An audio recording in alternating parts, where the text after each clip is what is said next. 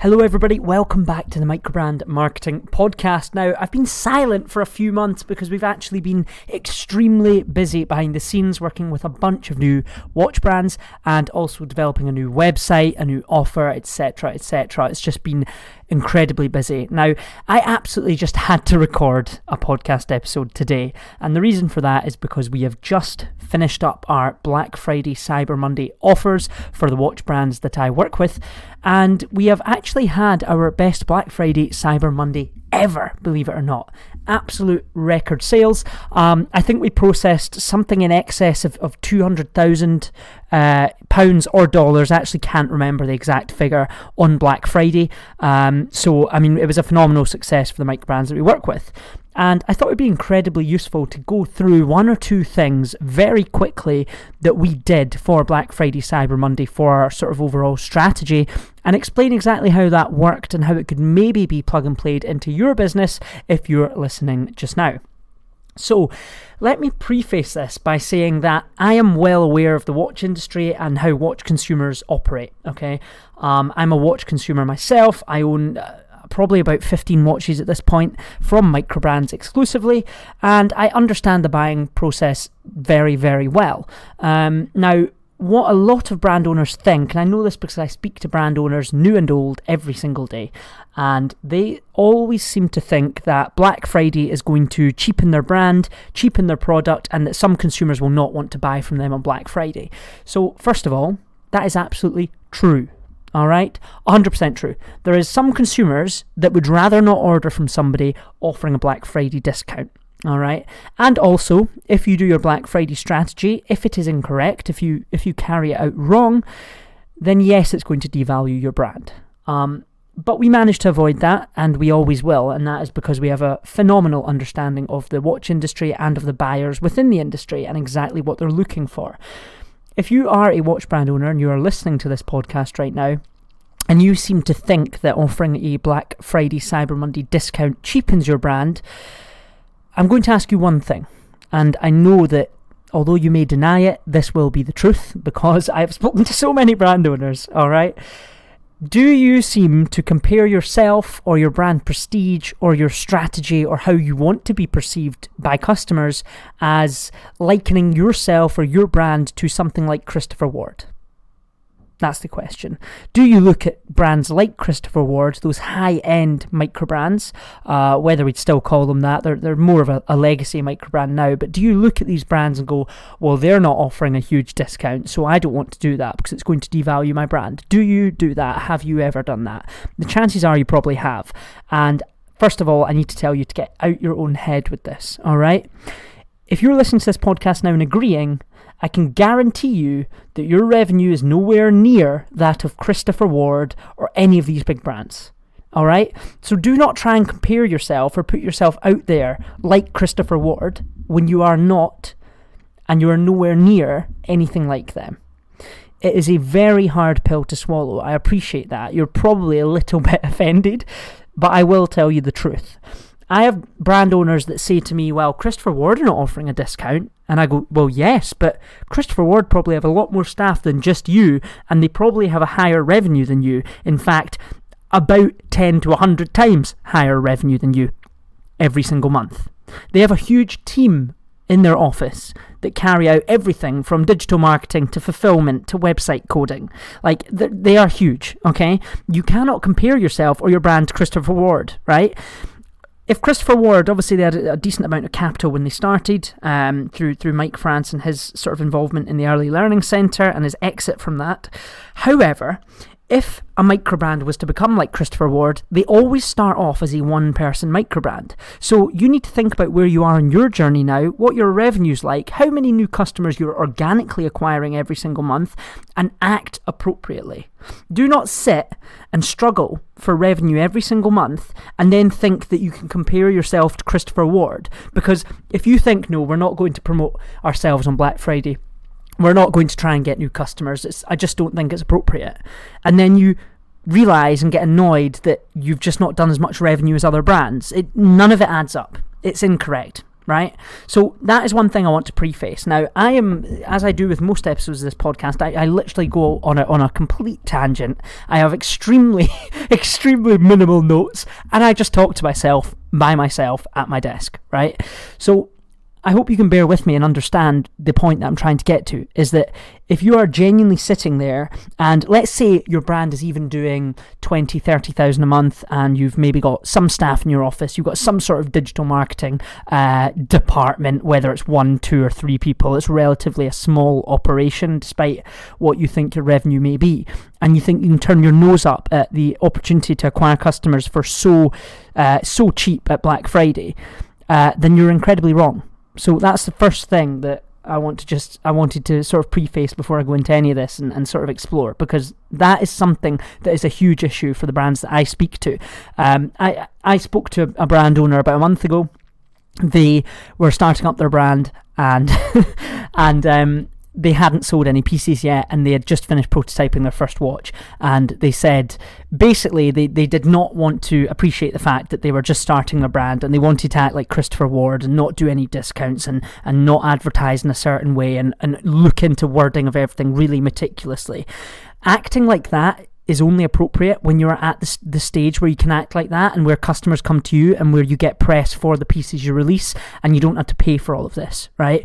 When there's some sort of serious organic element, you can start trying to act like Christopher Ward or another sort of large or legacy microbrand, but not right now.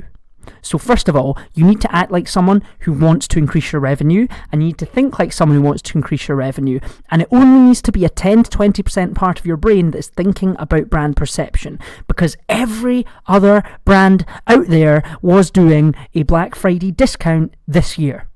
And I know, because I'm on a mailing list of about 100 plus microbrands. I know for a fact there was about 161 that we found this year that were doing a Black Friday discount. So you're telling me that all these brands, the 161 that we found that were decent brands, are not good enough and they're rubbish and they've devalued their brand?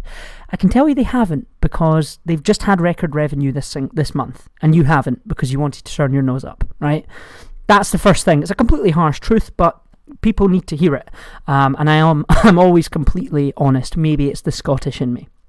So here is how we got around. I'm going to go through about 3 points here that we sort of used this Black Friday for our strategy. I'll go into the points, completely riff off on them, and you can tell me if any of them were useful at all for you. I wanted to record this episode after Black Friday because I wanted to actually tell you if any of this worked, and I can tell you now it definitely did. So I'm going to dig into it right now. So number one, and this is where that sort of 10 to 20% of your brain where you don't want to devalue the brand really comes into play. All right. Number one is we don't actually offer a massive discount. Okay. So when you have existing customers or new customers and they are involved in the watch industry, you need to remember that there's a large portion of customers that only care about the movement in your watch, or they only care about what sort of finishings on the case, or where the watch may be made, etc., etc. These people are very anal about the watches. They do not consider your passion, they do not consider what work you put into the design, and they do not think there's any billable hours to that, right? So you could design an amazing, beautiful watch that looks incredible, and there's going to have a seagull movement in it, and they're immediately going to go, this watch shouldn't be priced above £250. I think that's ridiculous, okay? So there is those people out there. Now, a lot of watch people are like that, and I'm sure you've probably dealt with them before. They're also usually the ones that complain once they've received an order. It's just the truth of the matter. We have data on so many customers with sort of things like this from the brands we work with. So the reason we don't offer a massive discount is because any brands offering a 40, 50, 60% discount, you are in that area where you're devaluing your brand, all right? When you're offering a discount that is 35, 40, 45, 50, 55 and onwards % discount, then you are absolutely devaluing the brand. There is something in people's heads, especially those really hardcore watch people, where it's a bit like a warning bell. And the only thing you can do to get around that is offer that discount on maybe a sort of line or a design that you want to clear, and you just say, extra discount or reduce to clear, and they will understand that. They'll understand that you're taking a loss on that. The thing is with consumers is they are intelligent, especially watch people, and they fully understand that you are still making money on Black Friday. So if you are discounting your prices by even 35-40% and still making a profit in their eyes, they think your margins are ridiculously high. It does not matter how much work goes into design, research. They don't think about any of that. It's only about the movement. It's only about the finishing. That's all they care about. So it is an immediate red flag for them. So you really need to think about the discount. Now, this year, we offered a maximum discount of 15% for our clients. And believe it or not, that is the best year Black Friday we've ever had. The reason for that is, first of all, we didn't devalue the brand. We said, this is the discount we are offering. And the other thing that we did is that we very, very, very, very clearly stated that the 15% we were offering for Black Friday was the biggest discount until Black Friday 2024. Numerous times for each client we work with, we made it extremely clear to their mailing list, to their customers, to their people on ads, that this is the only time they can get a discount this large until 2024. I guarantee you, there was about 20% of people that landed on your website this Black Friday that looked at the discount and thought, oh, Christmas is coming up, Boxing Day sales, January sales, they'll do a discount similar to this. All right? If you do not immediately debunk those people and tell them this is it until Black Friday next year, they're not going to be interested. They're going to wait because Christmas is coming up. Things are expensive. You really need to think about your customers and what they're going to do when they come onto the site. And for some reason, a lot of brands haven't thought about that. So the brands offer a 40, 50, 60% discount. Now, I guarantee you that they will have had decent sales, but it's nothing to do with marketing prowess or skill. It's because you've offered a massive discount. The reason for that, or the reason I think that's bad, more importantly, is because you really want to have some returning customers. You really want to create another piece that's going to interest them, or you want them to buy another for a loved one. You want them to come back so that average sort of returning customer rate is as high as possible. That is where most watch brands really make their money when they're trying to grow, right?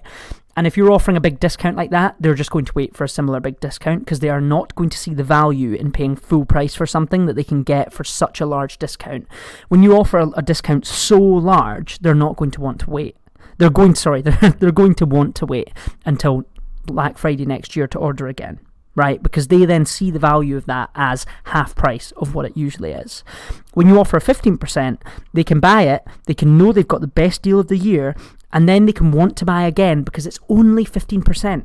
It doesn't matter if they got the best deal of the year. It's only 15%. So they're happy they got that discount. They know for sure it's the biggest discount we're going to offer until next year's Black Friday, which is a whole year away.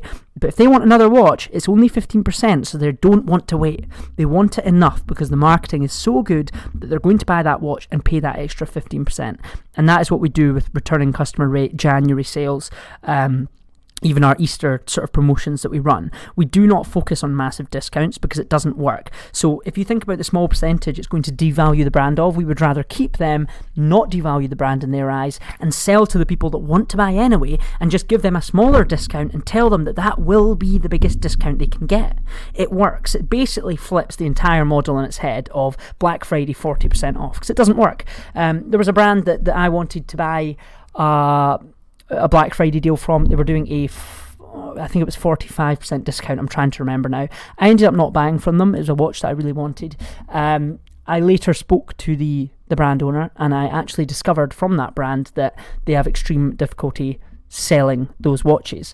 I can tell you right now, they are reducing them effectively to clear, but they have no intention of clearing them, right? And they didn't communicate that to customers. So customers now are going to know that there's a 50% discount at Black Friday, so why would I pay full price for the watch when there's such a large discount, right?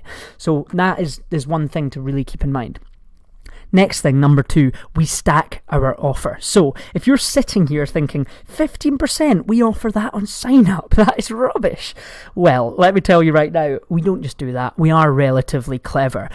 To make sure that it is the best offer of the year, we don't just offer 15%. May I point out, none of the brands that I work with offer 15% email sign-up discount. It doesn't happen. 15% is genuinely the best offer that we provide of the year, and we do that at Black Friday, and we tell them they will not get it until next year, and we stay on that promise Always. We never stray off it. We never go last minute Black Friday extended. That doesn't happen because it is wrong. We do not do that. It's morally wrong, and we respect all of our customers. That is how and why they come and buy from us again. All right.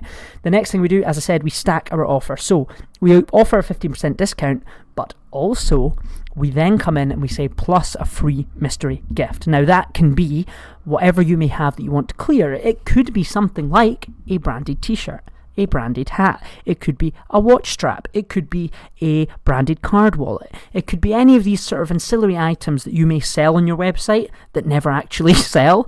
There's a strange thing amongst microbrands right now where they start a microbrand or they have a microbrand and then they think the next thing they want to do is also have a t-shirt on the website with their logo on it. It's really bizarre. It's like you're trying to sell a watch. Why are you also selling a t-shirt?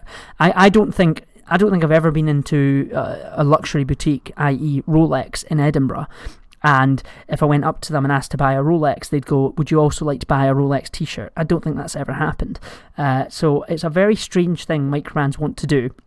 Every single brand owner I've spoken to that sells t-shirts or branded hats, they always say, we never sell them. It's like, I don't know why they've decided they want to do that, but if you have stock of that and it's not print on demand, which usually it isn't because brand owners love to just order things in and let them sit there in their garage, you can stack that in as a free mystery gift. Don't ever say what the gift is because that really adds a bit of mystery, and it makes the experience a lot more exciting for people because they're expecting some sort of free gift. They have no high expectations. They know it's not going to be another free watch, but when they get that free t-shirt or a free strap for their new watch, like, they really appreciate that and they're really excited for it to arrive. It really just makes our Black Friday memorable as well. So it's not just about making that offer the best offer possible. It's about making sure that customer experience is very much enjoyed by everyone. And these people always have a good experience and they always remember our Black Friday deal fondly. When they're ordering from other people, say they order on Amazon or they order from like a non-watch brand, right? And they get a Black Friday discount. All they remember is getting that Black Friday discount. In fact, if you think about last year who you ordered from on Black Friday, you probably don't remember what you bought, right? But if you ordered from a watch brand and you got an amazing watch at a decent deal, the best deal of the year, and then they also included a really nice watch strap that you love to wear in the package, you remember that and you will come back to their website or you will open their emails, and there is a high chance you may just convert again when they release something that catches your eye. So that's very important to us, and that is something that we do as part of our strategy.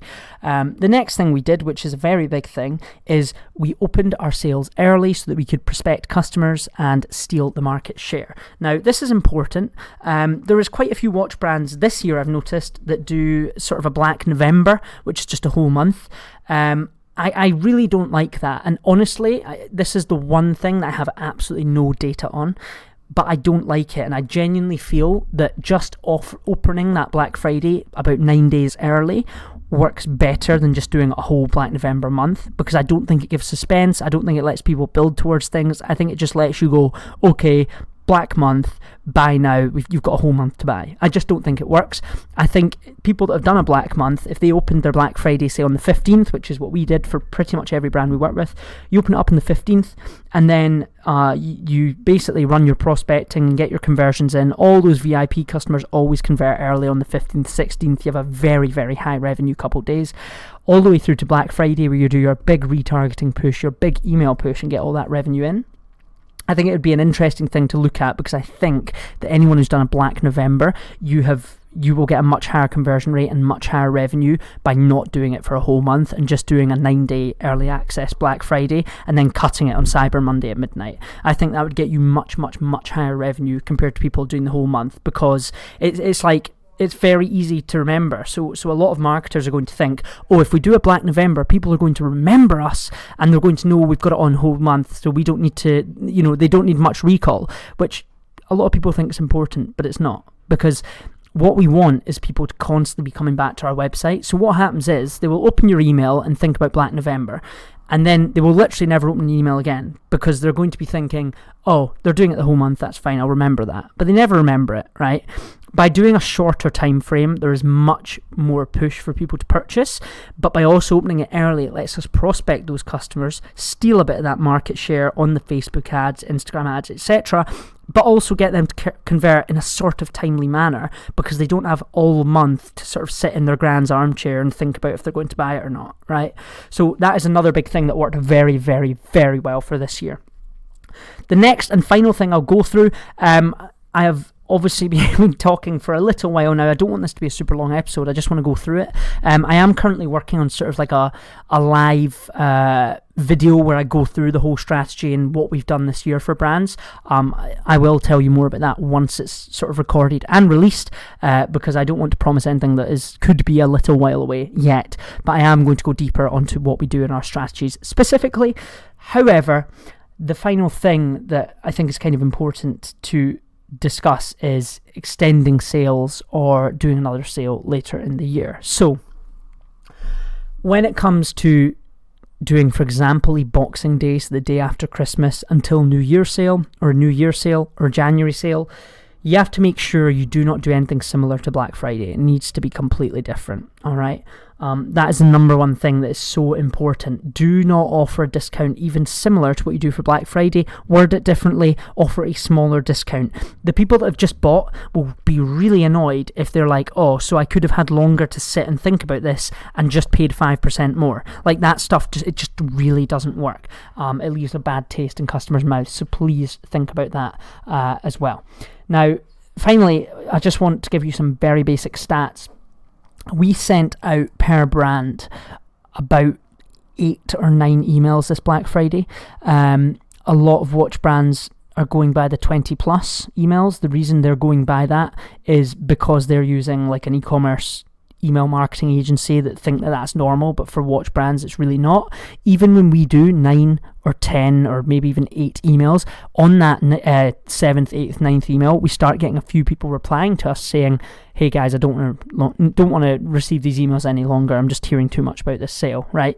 Even though we're not forceful with it and we have incredibly high click-through rate, incredibly high revenue per recipient for that Black Friday period, there is still people that complain, and that is because watch people are so precious about the communications they receive. So do not over-communicate. Our communication this year was absolutely on point with everything we did.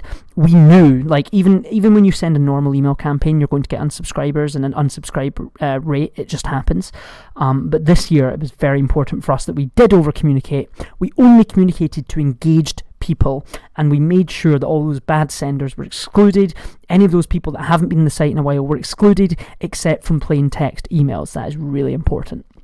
So that is a very basic overview of our strategy. When it comes to paid ads as well, we were basically running our top of funnel paid ads. We changed all the creatives to Black Friday. We did a huge amount of exclusive creatives with the words Black Friday in massive text over images. We got them onto the website, we got them into our email list, and we converted them there. We were not focusing on getting people converting through paid ads because it just doesn't work. All it'll do is it'll push someone in the middle or bottom of funnel onto the website, but trust me, they will only convert when they receive that email. I have got like so much data on that sort of thing, and I definitely know that I'm correct on that, especially with periods such as Black Friday. So that is basically me ranting now over. I just wanted to go through what we did for Black Friday. I hope this has been somewhat helpful for you guys. It's important to me that the watch industry actually sort of stays or keeps a bit of integrity. There's a lot of brands out there that offering huge discounts, and it just makes me want to facepalm, because it's like, it just doesn't work for anyone. It just does not. All you're doing is attracting customers that want to buy at a discount. I preach about this sort of thing all the time, and there's brands that I work with, or I've provided consultancy in the past. We get them on a really, really good path, and we start seeing their revenue incrementally increase, and they're not happy with the speed it's increasing, because, believe it or not, the real world is not about get rich quick. If you want to do things properly, it takes some time. Shocker. But some people get absolutely annoyed that it's not working fast enough, even though they are guaranteed it will work within a year or 2 years, and they follow the plan. They kind of get annoyed, they leave, and then they start doing sales of 30, 40, 50%. And then what happens is, about 2-3 months later, their revenue per month has dropped by about 70%. No one ever wants to buy unless they have a sale, and those customers that are buying when there's a sale are always a complete nightmare as well. They're annoyed about shipping, they want tracking info, they don't know how to buy online. They're just nightmare customers, and you want to attract customers that respect your craft, respect your products, respect your design, and that is what's important. So, as I said, this Friday, this Black Friday even very successful for us. I hope if you're listening, if you own a watch brand, believe it or not, we've got about 150, 200 listeners on this podcast, so hello to anyone who's new. If you own a watch brand, I hope it went very, very well for you as well. But yeah, that's all I've got to say today. Thank you very, very much for listening. Once again, if you need to get in touch with me, you are more than welcome to. I have literally numerous channels, LinkedIn, Instagram, everywhere. I've just set up a new Instagram page. I'm going to be posting a lot of video horology related content. I will give you the username of that now. It is Jamie, Jamie, and then Macadam, MC4. The number 4 DAM. So it's Macadam, but it's MC4 DAM. Jamie Macadam on Instagram. I've actually had I've got about 89 followers, and I've only set the page up about 9 days ago. So I'm posting a bunch of content on there. If you want to keep up with me or message me, please do so on there. My email is jamie@microbrandmarketing.co if you want to have a discussion. One thing I will say, I have about 4 calls this week with brand owners who've got in touch. I do have a limit with sort of how many people I can work with. This is not false scarcity, and there is no Black Friday deal for me to offer you, but that is really important. So if you do think we could genuinely work together, or I could provide you one of my consultancy services on a sort of Zoom call by Zoom call basis for anything you might need help with, don't hesitate to reach out. I will definitely provide value before we ever do work together, that's for sure. And I love talking to brand owners anyway. So I hope you all have an amazing evening. It's currently about 7 o'clock on Wednesday here. Please do drop me a message. Let me know how your Black Friday went, if there's anything you need help with. And I will be in touch very, very soon. There will not be as big a wait between podcast episodes anymore. I have some exciting episodes coming up. So please do subscribe to this podcast, and I will speak to you all soon. Thanks, guys. Bye-bye.